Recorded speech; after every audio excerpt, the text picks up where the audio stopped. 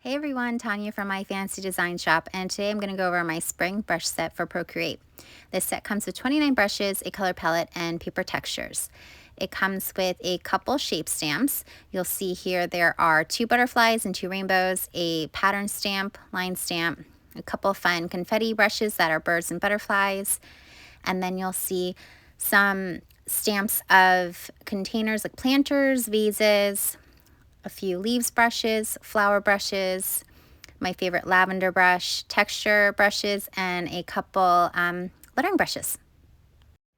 Here I use my butterfly stamp, and to add color to it, I like to use reference layers. So you tap on that layer, add reference, add a new layer below it. And everything or every color that you choose to drop into the shapes is going to go on the new layer, but it's always going to reference back to that stamp layer. So next you're going to be seeing me add some color to my butterfly, and then you'll see that all that color that I added is on a separate layer. So you're going to see me add a couple more colors, and then I'm going to show you that each color will be on its own layer. I like to do this because then you can add some color blends, you can add shadows, highlights, things like that. So you'll see my pink on one layer, you'll have my yellow on another layer. An easy way to add a gradient or some shadows is to add a new layer above the color you want to change. Change it to a clipping mask. The layer setting should be on overlay, and with the color black and an airbrush, you can just slowly add some shadows. And what you'll see me do in a little bit is add a slight Gaussian blur just to make that transition smoother.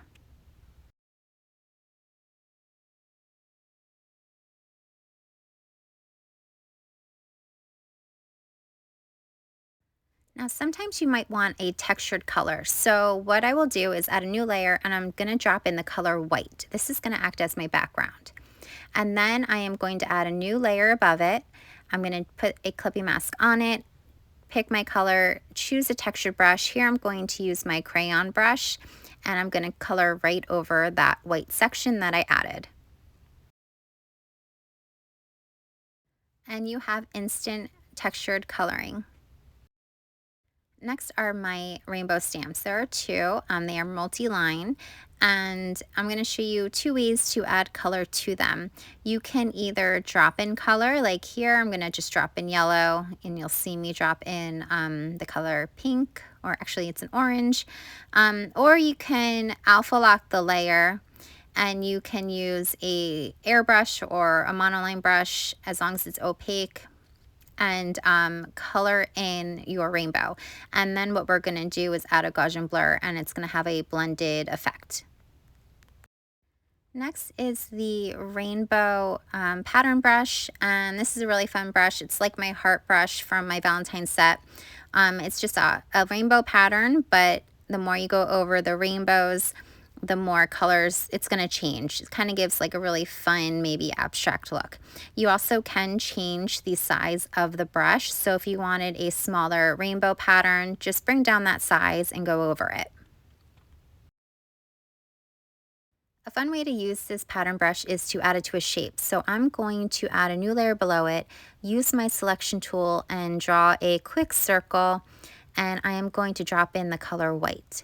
Then I'm going to tap on that patterns layer, change to a clipping mask, and you're going to see it go right on that circle. Now, to make that circle stand out a little bit more, because it is white, I am going to duplicate it. And because I want it black, I am going to tap on it and hit invert, or I can just alpha lock it and change it to black. And then you'll see me add a Gaussian blur to make a shadow effect and bring down the opacity just a little bit. And this is the rainbow line brush. This is great for borders, to add to patterns, even washi tape if you design it in Procreate, and even fun if you just put it on an angle. And next are the birds and the butterfly brushes. These are really great to use in illustrations. So I recently used my birds brush in a landscape that I created in Procreate. You can find that on Instagram. I have a video of that.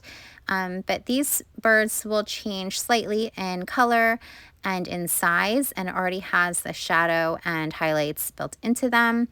And the same thing with the butterflies. Next, I'm going to show you my planters and vase stamps. This is just a jumping starting off point for you to get you started. Feel free to draw your own. These do have a color, like a gradient built into them already, so you don't have to do much to them. We have some vases, and I will have a short project tutorial to share with you later on how to make a glass vase. And here are a couple of my leaves brushes. The leaves brushes are pressure sensitive. So here I'm using the firm brush. I'm starting with light pressure and then adding more as I'm making the leaf a little bit thicker. Here I'm going to show you if you add no difference in pressure, if it's the same, it's going to do one size. So you want to start very light and then go heavy. So here I'm going to show you how to add it to a planter. So I'm just going to grab one of my planter stamps, add it onto my canvas. And on a new layer, I'm going to grab like a color green and the fern brush. And typically with ferns, they go out and down. So I am just going to keep doing that on top of that planter. I'm going to be changing colors, whether it's dark or light, just to add a little bit more dimension. And you're going to have an instant fern hanging plant.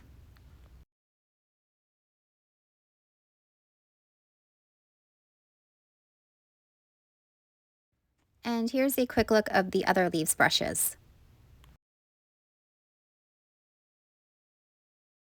Here I'm going to show you my favorite way to use this specific leaves brush. I added one of my planter stamps, and on a new layer above it, I'm just going to start drawing in the leaves. I like to have them stick out of the planter, and you'll see me use different shades of green just to add some dimension. And then all you need to do is delete, or actually not delete, erase. You want to erase the overlapping areas. The easiest way is to tap on the planter layer from the menu, and then you're going to open the layers menu again, and you're going to hit your eraser tool, and you're just going to erase that overlapping area. This allows you to not have to be really careful on erasing because it's just going to erase the overlapping areas. After you're done erasing, you do want to add some color onto the inside of the container. So I'm going to tap on that layer, hit reference, add a new layer above it, and just grab a darker color of that container and drop it right into the middle. Next are the flower stamps. So you have 2 rose stamps. And as you stamp them onto your canvas, you will see them kind of change very slightly in size and in color. And these are really great to use on the leaves, maybe to add like a flower vine effect, or to make them into flower bushes. So that's the rose one, and here is rose 2. And this is just a little bit different in shape. And what you can do is add some color to it. So here I'm going to use that rose, and I'm going to alpha lock it, and I'm going to grab a different color. And with either an airbrush or a monoline brush, it's really your preference. You can just color in some of the areas that you want a different color. I just decided to go around the edge, and then you'll see me add a Gaussian blur just to blend it out a little bit more. And next is the cherry blossom stamp. So these will change very slightly in size, a little bit in color, not much. And what I really love to do is add them to the leaves.